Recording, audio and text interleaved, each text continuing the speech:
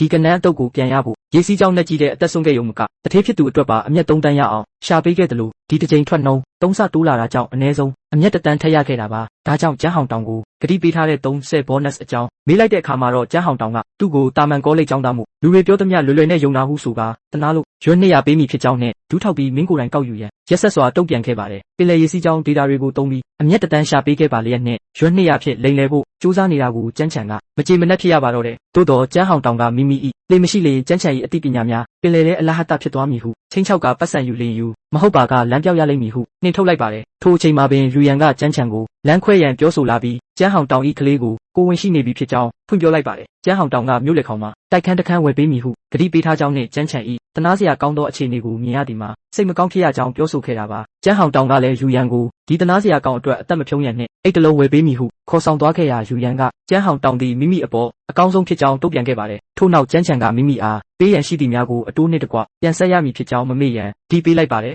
ကျန်းချန်အိမ်သို့ပြန်ရောက်သောအခါစီကရက်ရှာတော်လဲတလိမ့်မှမကြံတော့သည်ကိုတွေ့ရပါတယ်ထိုအချိန်တွင်အဖေ၏ပစ္စည်းများထဲမှလမ်းကြောင်းပြမှတ်တမ်းဆိုသည့်တစ်တုံးကိုတွေ့ရှိသွားခဲ့ပါတယ်ထိုတစ်တုံးထဲတွင်သူတို့ဂျန်မိသားစု၏ဘိုးဘွားပိုင်ကင်းပစုံဖန်းသည့်လျှို့ဝှက်နီလန်းပါရှိနေတာပါအဖေတွင်ဒီအရေးချင်းတကယ်ရှိပါကအဲ့ဒီတုန်းကပင်လယ်ထဲတွင်တေဆုံးမည်မဟုတ်ကြောင်းစဉ်းစားမိတော့လဲအရေးတွေးမြင့်ကင်းပစုံများသည့်နှွေးသောရေစီးကြောင်းနှင့်အေးသောရေစီးကြောင်းစုံသည့်နေရာများတွင်မကြာခဏပေါ်လာတတ်ကြောင်းမှတ်တမ်းများအရသိရှိလိုက်ရပါတယ်အမှတ်များကိုကြည့်ရှုရင်းရေဝဲပုံစံတူနှင့်ရေစီးကြောင်း2 ခုစုံသည့်ပုံစံတူများကိုလေ့လာစစ်ဆေးခဲ့ရာတစ်တုံးပါအချက်လက်များမှာမှန်ကန်နေကြောင်းတွေ့ရှိလိုက်ရပါတယ်ထိုစဉ်ကအဖေသည်တာမန်ငါးဖမ်းကွင်းကိုတွေ့ခဲ့ခြင်းမဟုတ်ဘဲကင်းပစုံများ၏ရာသီအလိုက်ရွှေ့ပြောင်းလမ်းကြောင်းကိုရှာတွေ့ခဲ့ခြင်းဖြစ်ပါတယ်ဒီကိုဝတိနေများသာတကယ်ဆိုပါကတိုက်ကွန်တစ်ခုလေးဖြစ်ရန်ဟောင်တယ်ရေတက်တင်မော်ဒဇင်တစ်နှစ်အတွင်းဖမ်းနိုင်သည့်ထက်ကနန်းများကိုပုံမဖမ်းမိနိုင်မည်ဖြစ်ရာကျန်းချန်ကဂျိန်ဟောင်တယ်ကိုစောင့်ကြည့်ရန်ကျင်းဝါလိုက်ပါတော့တယ်တစ်ဖက်တွင်လည်းမစ္စတာဆိုင်ထန်တို့ကျန်းချန်ကတင်မောငှားရန်စုံစမ်းနေကြောင်းတယောက်တည်းသွားခြင်းသည့်ပုံစံဖြစ်မိမိကိုမိမိကပတိန်ဟုထင်နေကြောင်းသတင်းရောက်ရှိသွားပါတယ်ညီလေးဟန်ထောက်ကလည်းကျန်းချန်သည်ခေါင်းမာတစ်ဖြစ်တကယ်သွားနိုင်ကြောင်းပြောဆိုရာဂျိန်ဟောင်တယ်ကယနေ့မှစ၍ကျန်းချန်ကိုလှေတစင်းရေနံစီတစ်စီးသို့မဟုတ်ရေခဲတုံးတစ်တုံးငှားရဲသည့်မိသူမဆိုမိမိကိုစန့်ကျင်ခြင်းဖြစ်ကြောင်းကြေညာလိုက်ပါတယ်လှေမပါဘဲပင်လယ်ထဲဘလို့ရောက်မလဲရေခဲမပါဘဲပစ္စည်းများကိုဘလို့ရောက်မလဲဘဝကိုဘလို့ပြောင်းလဲမလဲဆိုသည်ကိုသိကျင်ကြောင်းနဲ့မိမိဆန္ဒအတိုင်းရက်ဆက်စွာတားဆီးလိုက်ပါတယ်မစ္စတာရှိုင်းကဒါဟာရက်ဆက်လွန်းသည်မဟုတ်ပါလားဟုမေးတော့အခါဇိန်ဟောင်ထောက်ကမိမိထံမှခွဲထွက်သွားသည့်အလုသမားတစ်ယောက်ရက်တည်ရန်မျှော်လင့်နေသည်ကိုသင်ခန်းစာပေးနေခြင်းဖြစ်ကြောင်းနောက်ဆုံးတွင်မိမိထံတွားလာမည်ဖြစ်တော်လဲနောက်ကျသွားပြီဖြစ်ကြောင်းပြောဆိုခဲ့ပါတယ်ထို့အပြင်ထိုဆိုးရွားလာသောလှေဖြင့်ပင်လယ်ထဲတကယ်ထွက်သွားပါကသူ၏အမှားသာဖြစ်ပြီးပင်လယ်ထဲတွင်တခုခုမှားယွင်းပါကမည်သူအဖြစ်မှမဟုတ်ကြောင်းလဲဆိုပါတယ်ကျန်းချန်လှေလိုက်ငှားသည့်အခါလှေပိုင်ရှင်များကသူ့ကိုထွက်သွားရန်နှင့်သူတို့အတွက်ခက်ခဲအောင်မလုပ်ရန်ညှဉ်းဆန်ခဲ့ကြပါတယ်ကျန်းချန်ကပုံမှန်အတိုင်းငှားခပေးမည်ဟုပြောတော်လဲတထေးကျန်းကကျန်းချန်ကိုလှေငှားသည့်သူတိုင်းနောက်တစ်ခါကမ်းမကတ်နိုင်အောင်လုပ်မည်ဟုချင်းချောက်ထားကြောင်းနဲ့ဒီပင်လယ်ထဲတွင်အသက်မရှင်နိုင်အောင်လုပ်မည်ဟုပြောထားကြောင်းသိလိုက်ရပါတယ်ထိုအခါအကိုဖြစ်သူကကျန်းဟောင်တောင်သည်စိတ်ကန်းတစ်ခုလုံးကိုစော်ကားနေခြင်းဖြစ်ကြောင်းကျန်းချန်လှေငှားမည်ကိုကြောက်တယ်မဟုတ်ပဲသူမပါပဲကျန်းချန်ကနန်းကြီးများဖမ်းမိမည်ကိုကြောက်နေခြင်းဖြစ်ကြောင်းပြောဆိုခဲ့ပါတယ်ထိုစဉ်ကျန်းရှုဟိုင်ဤသားဖြစ်သူကျန်းချန်အားလှေလိုခြင်းပါကမိမိနှင့်လိုက်ခဲ့ရန်ခေါ်ဆောင်သွားခဲ့ပါတယ်ထိုလှေမှာလှိုင်းလုံးကြီးများအမည်ရှိပြီးကျန်းချန်၏အဖေကမုန်တိုင်းထဲမှမိမိအားပြန်ဆွဲထုတ်ခဲ့စဉ်ကတုံးခဲ့သည့်လှေဖြစ်ပါတယ်အကိုနှင့်ဦးလေးတို့ကကျန်းဟောင်တောင်၏ချင်းချောက်မှုကိုစိုးရင်ကြတော့လဲကျန်းချန်၏အဖေကြောင့်အသက်ရှင်ခဲ့ရသဖြင့်ကျန်းဟောင်တောင်ထံမှထမင်းတနက်ထက်အသက်ကျေးဇူးကိုပုံမုံငက်ကွက်ကလှေအတွက်ရွမ်30ထောင်ပေးရန်နှင့်အသက်ရှင်လျက်ပြန်ရောက်မှပြန်ဆက်ရန်ပြောဆိုခဲ့ပါတယ်လှေပေါ်တွင်ပင်လယ်မှုနေသူပါလာရာတော်တက်များပြုလုပ်နည်းနှင့်ရေစုပ်ဆက်များပြင်ဆင်နည်းကိုသိရှိသူဖြစ်သဖြင့်ကျန်းချန်ကလှေပေါ်သို့ခေါ်ဆောင်ခဲ့ပါတယ်ဒီရေမှာပြောင်းပြန်ဖြစ်နေပြီဖြစ်ပြီးပထမဆုံးစမ်းသပ်သည့်နေရာမှာကမ်းနီးတွင်ဖြစ်၍အခုပင်ထွက်ခွာခဲ့ကြပါတယ်လှေမှာဖုံများပေပွားနေတော့လဲကျန်းချန်၏အဖေသည်လည်းထိုစဉ်ကဒီရေကိုမြင်သည်နှင့်မဆောင်ပဲထွက်ခွာခဲ့ခြင်းဖြစ်ပါတယ်လှေကိုအရင်မစမ်းသပ်ပဲထွက်လာ၍ပြတ်သွားမည်ကိုစိုးရိမ်နေကြစဉ်15မိနစ်အတွင်းရေအပူချိန်2 ဒီဂရီကျဆင်းသွားပြီးပြောင်းပြန်လိုင်းတစ်ခုပေါ်လာခဲ့ပါတယ်ဘရင်ကနန်းများသည်ရေနက်တတဝါများဖြစ်တော်လဲတွင်းထဲတွင်မဟုတ်ပဲရွှေ့ပြောင်းနေထိုင်သည့်ပါဆက်တွင်ရှိနေခြင်းဖြစ်ပါတယ်စက္ကန့်30အကြာတွင်ကနန်းများကိုဖမ်းမိခဲ့တော်လဲဒရော့ဆာများနှင့်ပြည့်နှက်နေခဲ့ပါတယ်ထိုအခါဒီပင်လယ်သည်ဇိုင်းဟောင်းတော့ပိုင်တာမဟုတ်ကြောင်းတက်တည်ပြလိုက်နိုင်ပါတယ်ဒီသတင်းကိုကြားတော့အခါရိုင်းဟောင်းထော်ကမဖြစ်နိုင်ကြောင်းနဲ့ထိုနေရာကိုကျန်းချန်ဘလို့သိနည်းဟုအံ့အားသင့်သွားခဲ့ပါတယ်စိတ်ကန်းတွင်အများဆုံးဈေးပေးသူကအနိုင်ရမည်ဖြစ်ရာတယောက်က150သူညပေး၍လေတစ်ခုလုံးယူမည်ဟုဆိုတော်လဲလောဘကြီးလွန်းသည်ဟုညင်းဆိုကာနောက်တစ်ယောက်က200သူ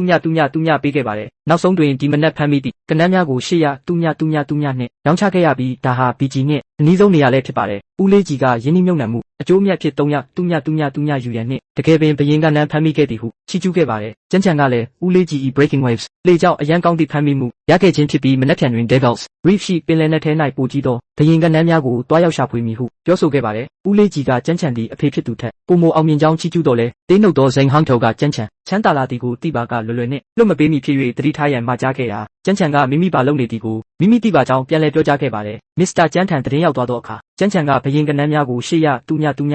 နှင့်ရောင်းရသည်ဟုကြားရ၍အဆိုပါရှေ့ရတူညမာမိမိ၏ပတ်စံဖြစ်တင်သည်ဟုဒေါသထွက်သွားခဲ့ပါတယ်။အကိုတောင်ကကျန်းချန်ကန်းနာတွင်ကနန်းလိုင်းနှင့်ကန်ကောင်း၍တိုက်မိခြင်းဖြစ်ကြောင်းပြောရချမ်းဟောင်းထော်ကမိမိနေထုတ်လိုက်သည်ငားရန်ထားသူတယောက်ပြန်မထတင်ကြောင်းသူမရှိလျင်ကျန်းချန်ဘာမှဖြစ်မလာနိုင်ကြောင်းနှင့်ဒီနေ့တွင်ထိုထက်ပိုကြီးသည့်ပြုကြမှုကိုခံရမည်ဖြစ်ကြောင်းဆိုပါတယ်။ထို့ပြင်လူအချို့ကိုစိတ်ကန်းသို့လွတ်၍ပျက်စီးနေသောကျန်းချန်၏လှေကိုပိတ်ဆို့ခိုင်းထားပြီးမနှက်ဖြန်ပင်လေတဲ့ဘလို့ထွက်မည်ကိုကြည့်ကျင်ကြောင်းဒီနေ့ရသမျှကိုမနှက်ဖြန်တွင်အားလုံးပြန်ထွေးထုတ်ခိုင်းမည်ဟုကျိန်းဝါခဲ့ပါတယ်။တစ်ဖက်တွင်အကိုချန်ကလောင်စာစီပိုက်လိုင်းကိုချိတ်ဆက်ပေးထားပြီးလှေပြေးရန်သာတာဝန်ရှိကြောင်းလူတက်ရန်မဟုတ်ကြောင်းသတိပေးခဲ့ပါတယ်။ကျန်းချန်ကပစ္စည်းများအစင်သစ်ဖြစ်ပြီးဖြစ်၍ဒီညပင်လေထဲထွက်မည်ဟုပြင်ဆင်ခဲ့ပါတယ်။ထိုစဉ်ချိန်ဟောင်းထလူများရောက်ရှိလာပြီးအကိုတောင်ဤအမိတ်တိုင်းကျန်းချန်ကိုဒီညပင်လေထဲထွက်ခွင့်မပြုရန်ပျက်စီးနေသည့်လှေကိုတွေ့ရှိသွားကြပါတယ်။ထိုအခါကျန်းချန်ကထပ်မံပုံအောင်မနေတော့ပဲနောက်တလန်းတိုးရဲတဲ့သူမှန်သမျှဒီနေ့မိခင်ခံရမယ်။ခုချင်းချောက်ကဦးလေးဤလှေကိုဖျက်ဆီးခွင့်မပြုနိုင်ကြောင်းပစိန်မီးဖြစ်ရင်းနှီးကကာကွယ်ခဲ့တာကြောင့်ထိုလူများလဲကျိန်ဆဲရင်းဆုတ်ခွာသွားခဲ့ကြရပါတယ်။ပင်လယ်ထဲသို့ထွက်ခွာလာကြသောအခါဘူမိတန်လိုက်မုန်တိုင်းနှင့်ပင်လယ်မုန်တိုင်းတို့ကြောင့်လမ်းကြောင်းပြစနစ်လုံးဝချို့ယွင်းသွားခဲ့ပါတယ်။ဒီနေရာကိုမြန်မဖြတ်ပါကတင်မောပျက်စီးပြီးလူတိုင်းအချိန်မီ၍တိတ်ဆုံးသွားနိုင်သည့်အခြေအနေသို့ရောက်ရှိသွားပါတယ်။ညီချန်ကအာမခံအရင်ဝယ်ရန်ပြောခဲ့ကြောင်းနှင့်လှိုင်းများမှာအဆောက်အုံများထပ်ပင်မြင့်မားနေကြောင်းစိုးရိမ်စွာပြောဆိုရာကျန်းချန်က CPR ကိုတွားစစ်ဆေးခိုင်းခဲ့ပါတယ်။ထို့သို့စိုးရိမ်နေချိန်တွင် CPR စစ်ဆေးခိုင်းနေ၍မကြေမနက်ဖြစ်ရတော့လဲ CPR ကျသွားပါကကြောက်လန့်ခွင့်ပင်ကြံတော့မီမဟုတ်ကြောင်းကျန်းချန်ကအတိပေးခဲ့ပါတယ်။ကျန်းချန်သည်ကျန်းမိသားစုနှင့်ဦးလေးကိုကျေးဇူးတင်မိရင်ရာသီဥတုခံမှန်းချက်ထက်ဆယ်ဆများပိုမိုပြင်းထန်သောမုန်တိုင်းကြောင့်တင်မောပြတ်တော်မီကိုစိုးရိမ်ခဲ့ရပါတယ်။ထိုစဉ်အဖေ၏မတ်စုစာအုပ်ထဲတွင်ထားခဲ့သောသမုတ်တရားရေစီးကြောင်းဇရာရှိနေသည်ကိုတတိယသွားခဲ့ပါတယ်။နှွေးသောရေစီးကြောင်းနှင့်အေးသောရေစီးကြောင်းပေါင်းစပ်မှုကြောင့်ဖြစ်ပေါ်လာသည့်အကောင်းသောတန်လိုက်ဆက်ကွင်းကလမ်းကြောင်းပြမှုကိုအနှောက်အယှက်ပေးနေခြင်းဖြစ်ပြီးပုံမှန်လမ်းကြောင်းမှာလမ်းပိတ်နေပြီဖြစ်၍အသက်ရှင်ရန်နီလန်းတစ်ခုပဲကြံပါတော့တယ်။ထိုနီလန်းမှာစီးဆင်းမှုအတိုင်းသွားကတန်းကျစ်တစ်လျှောက်ဖြတ်တန်းရန်ဖြစ်ပြီးအဲ့ဒီအချိန်ကြာမှသာမျောလင်းချက်ရောင်ချီပေါ်လာမည်ဖြစ်ပါတယ်။ကျန်းချန်ကအဖေဖြစ်သူကိုယုံကြည်စိတ်ဖြင့်ဒီတစ်ကြိမ်စွန့်စားရန်ဆုံးဖြတ်လိုက်ပြီးလောင်မန်ဟောင်းအားမြင်းကြောင်းတစ်လျှောက်ဖြတ်ခိုင်းလိုက်ရာမုန်တိုင်းအနေနဲ့မှအောင်မြင်စွာလွတ်မြောက်သွားခဲ့ပါတော့တယ်